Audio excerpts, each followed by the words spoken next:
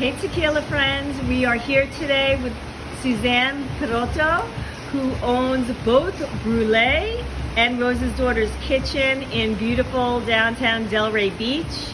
And she is an amazing woman. She is not only the executive chef, but she is the owner of these two beautiful, magnificent restaurants.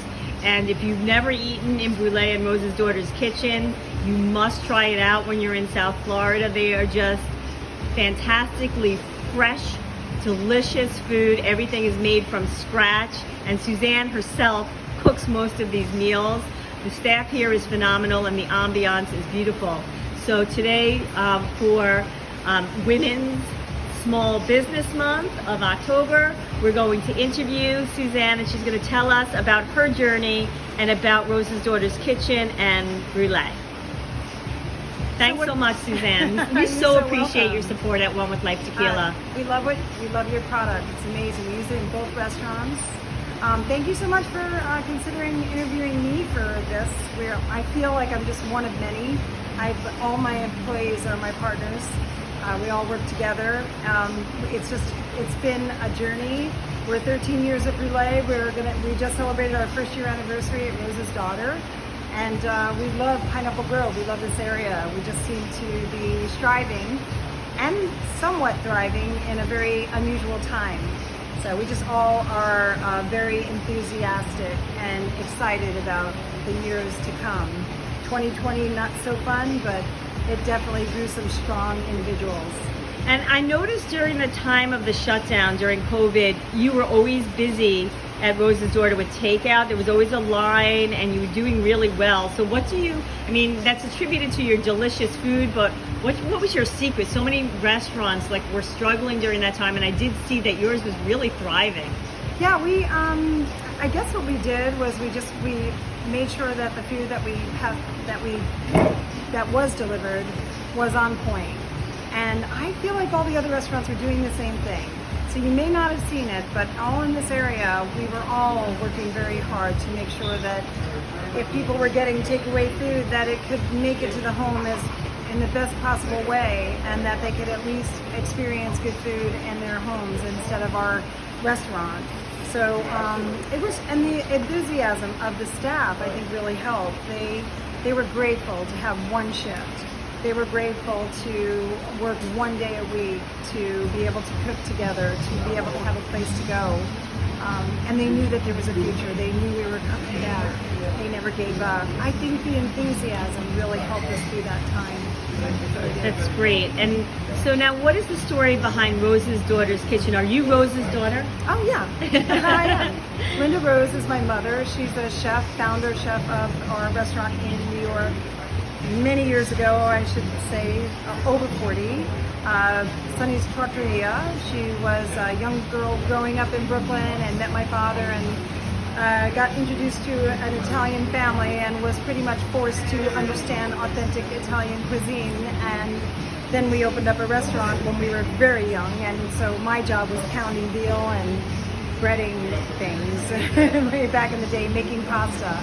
But then later on, she went on to run the Hacienda Hotel in Prescott, Arizona, and she was the founder of the northern chapter of the American Culinary Federation in Arizona. So she's a pretty amazing woman.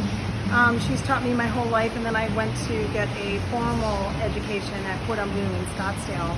And then we decided one day, I just thought it would be really nice to open up a restaurant in homage to her and all of her efforts, and her food is in my soul. She's still around, and she's alive and well, and then her jacket is actually hanging right by the kitchen. Aww. So we just kind of keep that around just to remember where it all came from. So yeah, she's a great chef, and she inspired me, and I try to inspire my staff. We also have great chefs in both restaurants that help keep everything authentic, fresh, and hopefully amazing. We hope so. Yeah, your food is absolutely amazing. My favorite is the mushroom pasta with the egg on top. Yeah, Strozzapreti. Oh my God, that is so delicious. And I also love all of your pizzas are fantastic. Thank you so much. 48-hour fermentation. Roberto Caplucio was a mentor and a taught me how to make pizza. I taught our pastry chef here, Megan, and she teaches everyone that works in that station. It's a beautiful pizza oven. It's a Punta pizza oven. We also have a woodstone pizza oven in case we have overflow. It's really the type of flour that we use and the type of yeast that we use and the way we ferment it that really makes it taste good. And it's an old recipe, so I can't take any credit for it. So now you have a new menu coming up. Yeah. Do you want to tell us a little bit about that? What it is we basically take the categories of the menu and we just redefine it as often as possible based on available product and what's quality. You know, products changing all the time, and we just want to make sure that we use our technique that we've had for years, our own personal technique, and then try and take that quality product and just make it taste amazing with maybe just peppering in a little bit of nouveau here and there.